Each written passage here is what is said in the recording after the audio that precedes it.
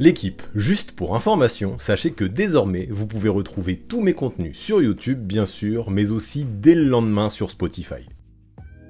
Salut la team, j'espère que vous allez bien. Aujourd'hui, on poursuit mes previews avec mon format maison. Et oui, après l'Est normal, il est temps de te dire ce que je pense de ton équipe de la conférence Ouest. Encore une fois, mais désolé pour ça, le sujet n'a pas été choisi sur Instagram, c'est moi qui l'ai sélectionné. En même temps, logique, après l'Est, il fallait qu'on fasse l'Ouest, pas le choix. Ce que je voulais, c'était bien boucler ce concept, à ma sauce avant la reprise, surtout que l'Ouest est la conférence la plus dense, alors on va être cash, clair, et on va parler de tout ce qui compte pour chacune des teams de cette conférence. En parallèle, par contre, n'oublie pas, évidemment, si tu veux peser pour le choix des prochains thèmes, tu sais où ça se passe, c'est sur Instagram. C'est là-bas que je lance tous les sondages à chaque fois que je veux vous faire choisir, et donc c'est le meilleur endroit pour choisir les sujets qui vous chauffent le plus. Bref, en deux mots, si tu veux participer, et t'aurais tort de te priver, tu sais où me trouver. Du coup, comme la dernière fois, je vais classer les équipes de la conférence Ouest de celles en qui je crois le moins vers celles en qui je crois le plus pour cette saison 2025-2026. Pas de chichi, pas de langue de bois, on parle d'identité de jeu, de hiérarchie, de profondeur, et on voit quelles teams ont le plus le coffre pour tenir bon jusqu'en avril. Bon, de toute façon, l'idée, vous l'avez capté, si c'est pas le cas, allez voir la précédente, et nous on lance ça tout de suite.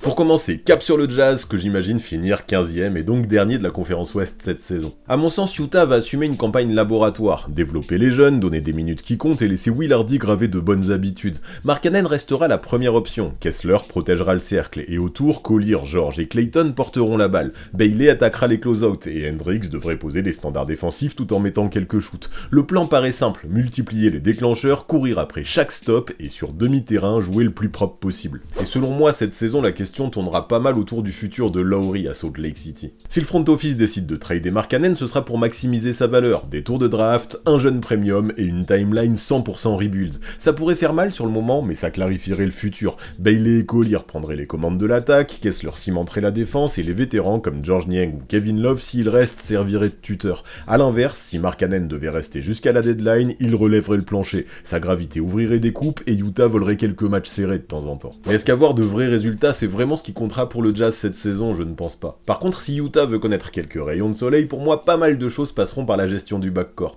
A priori, Collier sera le patron encore une fois en tant que sophomore, et derrière, si George gagne en propreté et si Clayton Jr. apporte du tir en sortie de dribble, l'attaque de Will Hardy pourrait mieux respirer. Autour de ce backcourt, Hendricks devra assurer sur ses catch and shoot pour rester sur le parquet. Filipowski devra performer sur pick and pop, et quand Kessler se reposera, Nurkic devra poser des écrans lourds et calmer le rebond. Mais bon, même avec ça donne pas envie de m'enflammer totalement non plus. Mon prono resterait autour de 20-25 victoires avec un bonus possible si un jeune arrive à percer plus vite que prévu.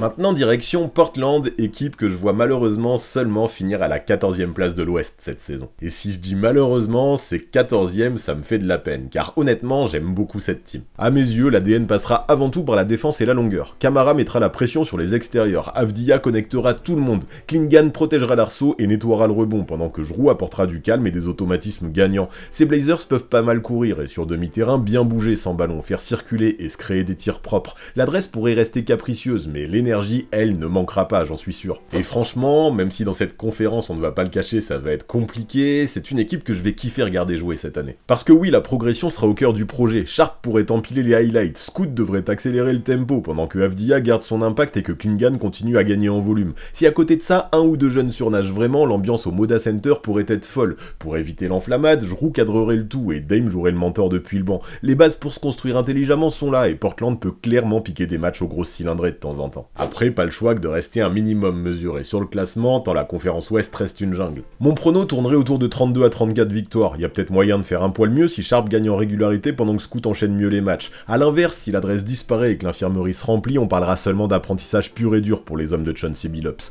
Quoi qu'il arrive, Portland sera une équipe fun à suivre avec des repères qui s'installent et un noyau qui pourrait surprendre plus vite que prévu. Maintenant, cap sur la Nouvelle-Orléans avec des Pelicans que je vois finir 13e cette saison. Et là encore c'est dur, mais il y a tellement de concurrence. Comme je l'ai évoqué dans une vidéo récente, tout tournera autour de la disponibilité. Si Zion empile 60 matchs avec du jus, les Pels auront une vraie identité. Herb Jones en verrou sur le meilleur ailier adverse, Trey Murphy pour écarter et punir, et un axe simple avec Zion plus Missy en finition verticale pendant que Poole allume par séquence. Sans déjeuner au départ, Poole et Fears auront la responsabilité de porter la création, pendant que Looney cimentera les possessions longues en faisant le sale boulot. Et pour moi, le vrai levier dans cette team, celui que j'attends le plus et qui peut changer la saison, c'est Trey Murphy. S'il repart sur les mêmes bases que celles de la saison dernière, le plancher des Pelicans peut augmenter immédiatement. Murphy, avec sa faculté à écarter le terrain, à attaquer les close-out et avec son volume au tir, peut clairement donner de l'air à Zion, poste bas. Ensuite, Jordan Poole peut jouer le rôle de facteur X, mais lui, on le connaît, c'est pile ou face. S'il reste propre dans ses choix, l'attaque gagne en peps. S'il force, les Pels resteront inconstants.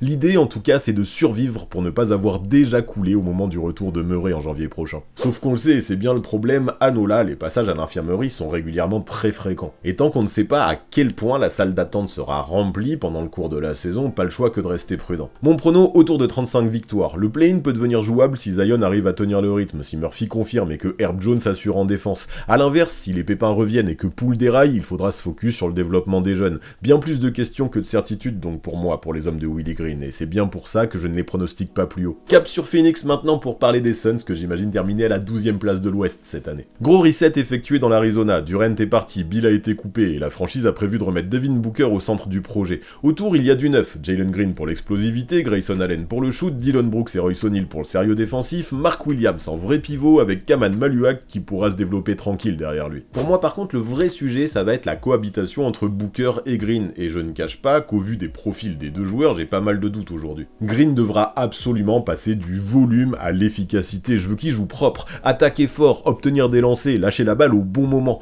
Booker attirera deux défenseurs, et là, Allen en profitera, Brooks coupera dans le dos, Williams finira près du cercle, Green doit s'intégrer là-dedans. S'il s'entête à forcer des tirs compliqués, l'attaque se cassera et Phoenix vivra trop de trous d'air. C'est peut-être pour ça finalement que je me dis que la défense devra représenter le socle qui apporte le plus de régularité. Dillon Brooks aura du boulot dans le secteur, et il peut le faire. Ceci dit, concernant ces Suns, je n'ai pas le choix que de rester mesuré. Nouveau staff, nouveau roster, nouveau réflexe, ça demandera probablement du temps avant que la maillot prenne totalement. Maintenant, si Jordan Hutt arrive à fédérer ses troupes et fait en sorte que Green gagne en efficacité, un play-in est envisageable. Sans ça, ce sera probablement une saison expérimentale, avec Devin Booker en métronome et quelques grosses perfs isolées. Trop en tout cas, selon moi, pour afficher de réelles ambitions à Phoenix cette saison. Maintenant, à la 11e place de la conférence Ouest, j'imagine les Kings. Le projet tournera encore autour de Sabonis, DeRozan et Lavine, avec Schroeder pour organiser et Keegan Murray qu'on espère voir monter d'un cran quand il reviendra de blessure. Sur le papier, ça devrait scorer fort. DeRozan dans sa zone en mid-range, Lavine en pull-up derrière l'arc, Sabonis en connecteur dans la raquette et un Monk qui sortira du banc pour mettre le feu.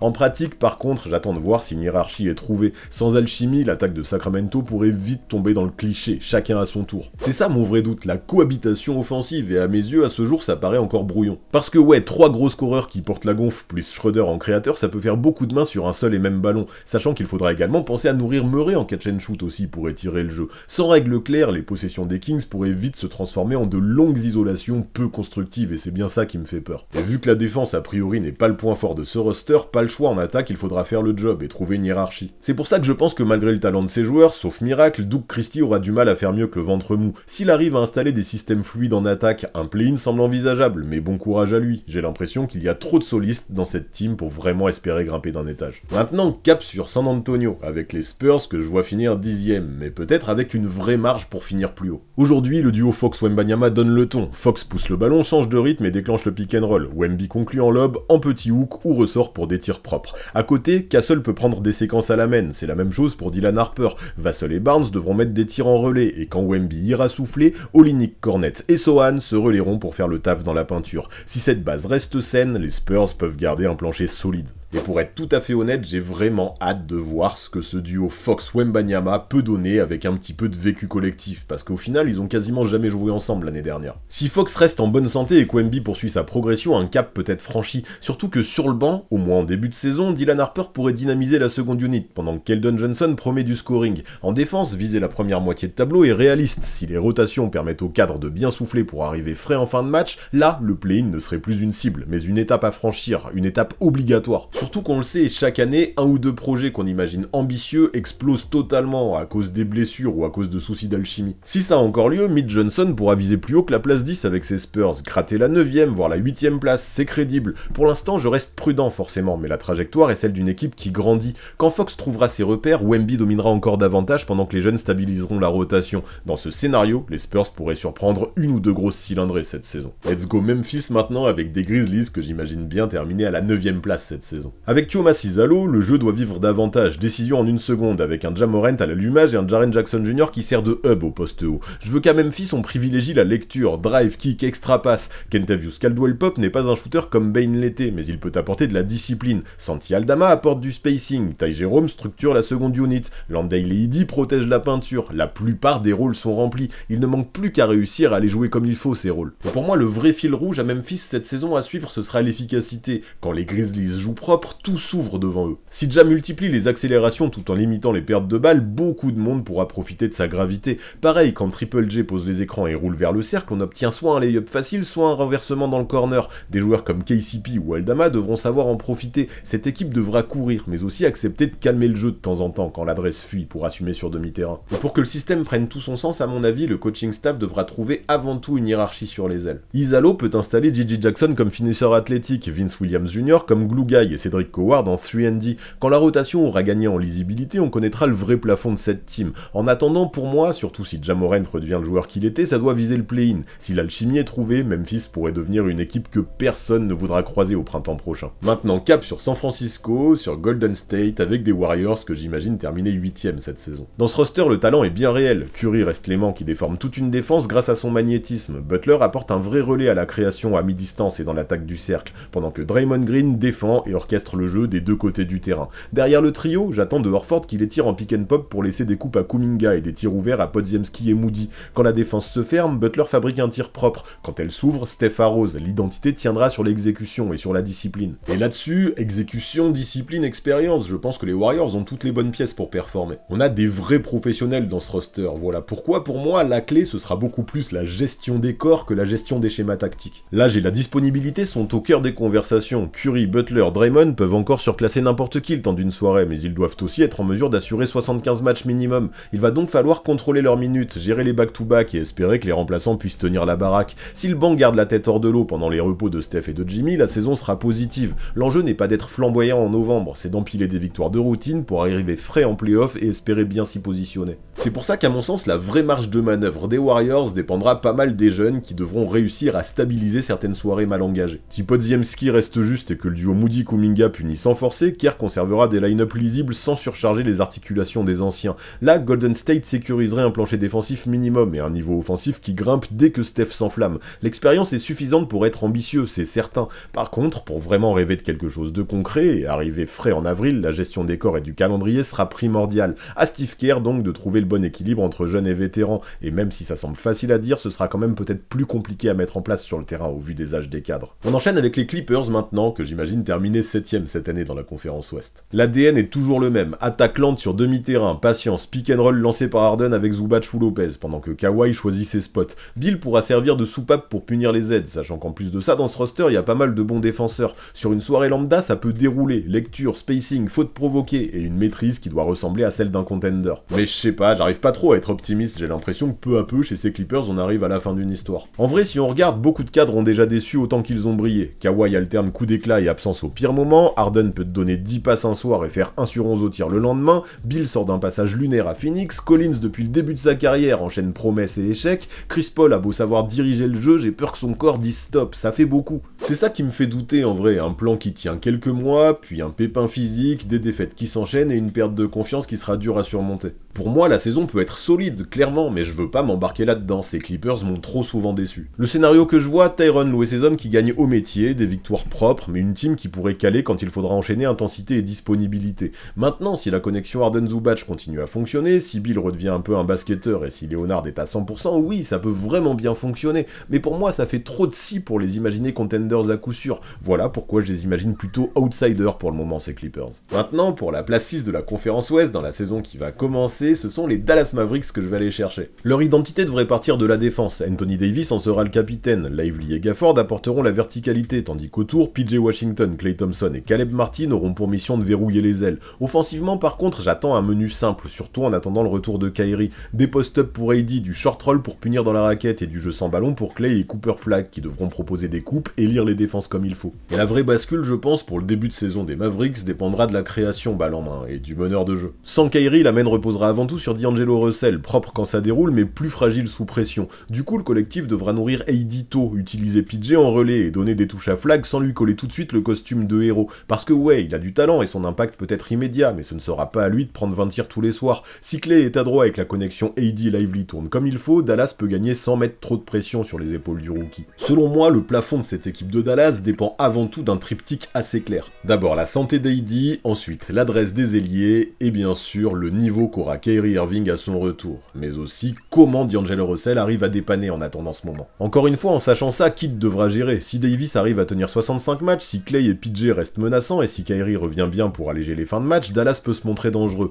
A l'inverse, si AD manque trop de matchs et que les ailiers ne mettent pas dedans, ça peut vite glisser vers le play-in. Mais en vrai, j'espère surtout que Flag puisse grandir sans brûler les étapes. S'il progresse de façon linéaire tout au long de la saison, ça pourrait vraiment pas être drôle de croiser Dallas au printemps. Maintenant, cap sur les Lakers à Los Angeles, et je les vois finir 5ème dans la conférence Ouest cette saison. Là, tout est limpide. Luka Doncic devra tenir le volant soir après soir. Je crois en lui, vous l'avez compris dans mes dernières vidéos. À côté, DeAndre Ayton jouera le rôle de receveur de lob, pendant qu'Austin Reeves devra faire attention à garder la mèche allumée pour éviter les trous d'air. Sans LeBron au début, il faudra jouer simple. Pick and roll Doncic-Ayton, coupe de Rui Hachimura et un tempo propre pour ne pas gaspiller de possession. En défense, Marcus Smart met la pression en premier rideau. Vanderbilt s'occupe des gros gabarits. Et finalement, je trouve que ça peut faire un effectif ultra Luka compatible. Et à mon sens, là, cette fois-ci, la marge de manœuvre se situe autour de Ayton, parce que s'il fait une grosse saison, le plafond monte immédiatement. Et avec un gars comme Luka qui envoie des ballons qui arrivent pile là où il faut quand il faut, je pense qu'il peut le faire. Ce que je demande à Ayton, c'est d'être solide, poser des écrans, se rendre disponible, finir au cercle, fermer le rebond, tenir sa zone en drop.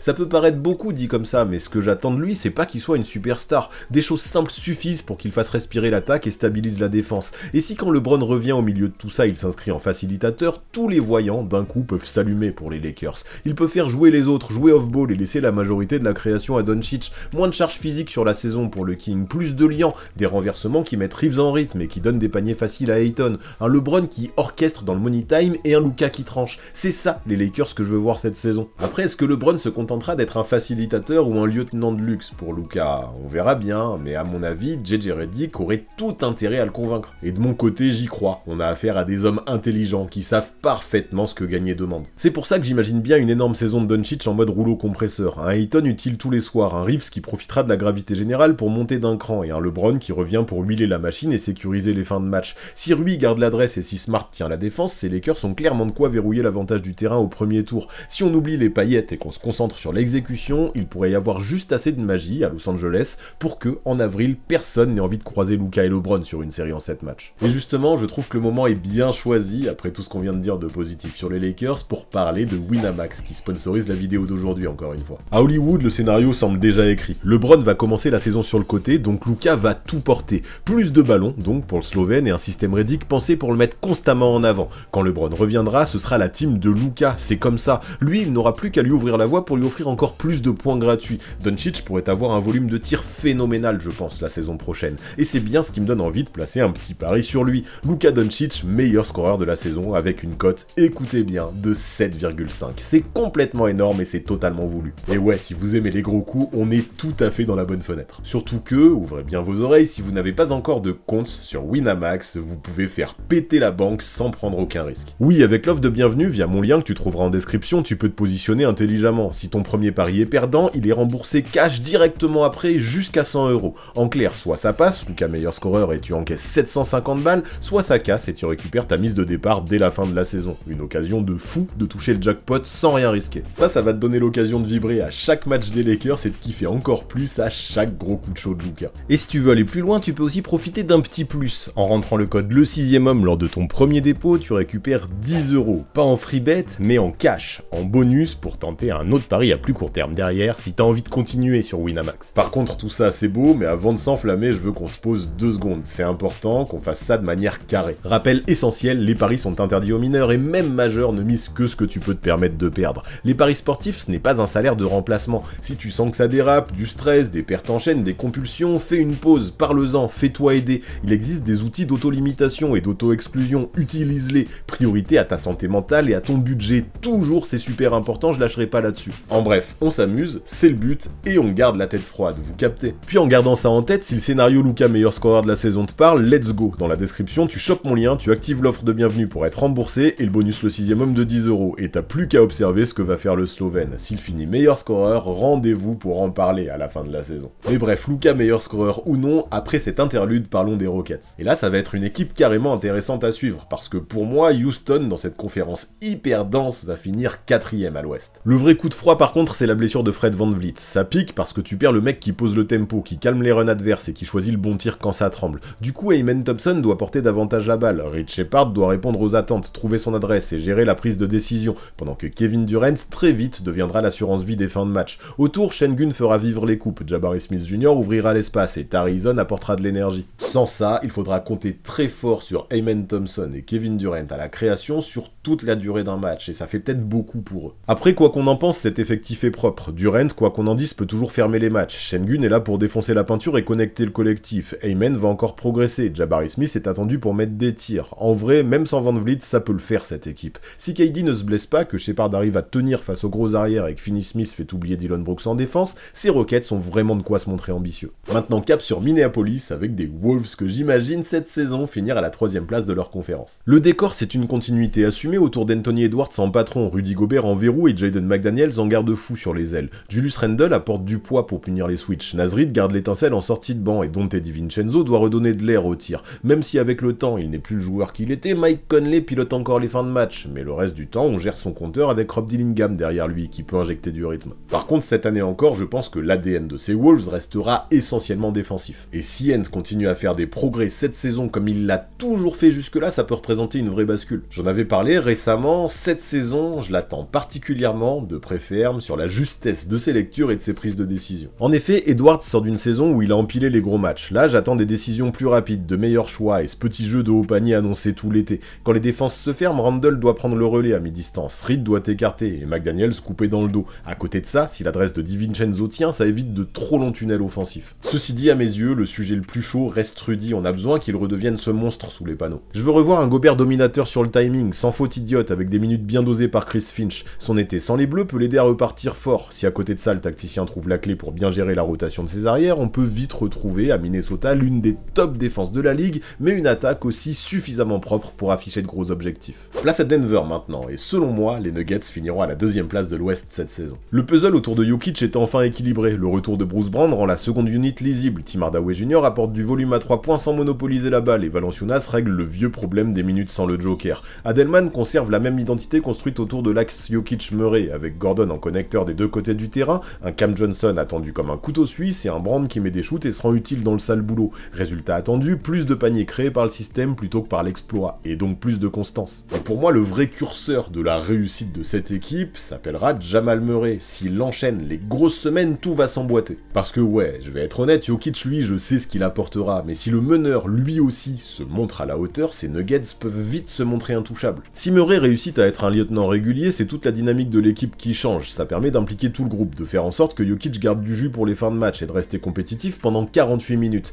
Si à côté de ça, Cam Johnson apporte ce que j'attends de lui, c'est-à-dire de la justesse, de l'efficacité du shoot et du QI basket des deux côtés du terrain, ça peut d'un coup devenir très difficile d'aller les chercher ces Nuggets. Et avec eux justement, je veux davantage parler de la destination que du chemin. Jusqu'où peut aller cette équipe de Denver si tout clique ? Mon prono, pas loin de 60 wins, un Jokic qui encore est en course pour le trophée de MVP avec plus d'efficacité que de volume, et un Murray qui conditionne le plafond en restant dispo. Si Adelman gère la charge du Joker et verrouille une rotation de 10 joueurs fiables, Denver débarquera en avril avec des non-Jokic minutes bien moins catastrophiques, une attaque plus fluide qui résiste au switch, et la panoplie nécessaire pour sortir quasi n'importe qui sur une série de 7 matchs. Allez, pour finir, ouvrons le dossier OKC, et vous l'avez compris, si j'en parle maintenant, en fin de vidéo, c'est que je les imagine encore une fois terminer à la première place de la conférence Ouest. l'Ouest. Dans l'Oklahoma, on ne réinvente pas ce qui fonctionne déjà. SGA garde le volant en fin de match, Jalen Williams prend plus de volume sans bousculer le rythme, et Chet reste le pivot long et moderne qui protège l'arceau tout en étirant le terrain. Autour, c'est du luxe discret. Caruso coupe les séries adverses, Dort prend la mission la plus pénible, Hartenstein sécurise le rebond et épargne à Chet des batailles inutiles,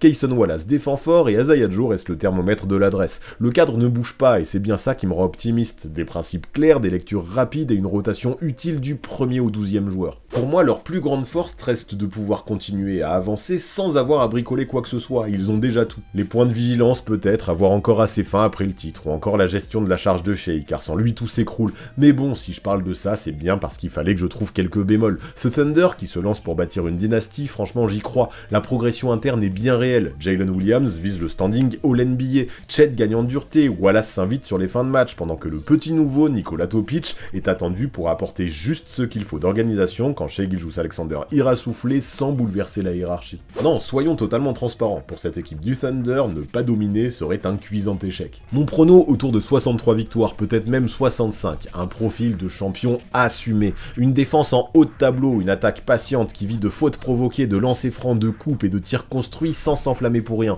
Shai Gilgeous-Alexander reste dans la course au MVP, Jalen Williams sert d'accélérateur secondaire, Chet Holmgren stabilise les séries longues en fermant la raquette sans sacrifier le spacing. Si la rigueur du quotidien tient et que la lassitude ou l'orgueil ne prennent pas le dessus, ils repartent encore comme les favoris à l'ouest, en tout cas selon moi. Bon, vous l'avez compris, là-dessus j'ai été clair, mais bref, avant de couper la cam, je veux avoir votre avis. Selon vous, ce sera quoi le vrai top 3 à l'ouest cette saison? Et pareil, maintenant, après avoir vu cette vidéo, soyez cash, quelle équipe j'ai complètement sous-estimée, ou au contraire, quelle équipe j'ai complètement surestimée. Balancez vos classements et vos hot takes dans les commentaires, j'irai bien sûr lire tout ça, comme d'habitude, super attentivement en attendant le début de la saison. Alors lâchez-vous.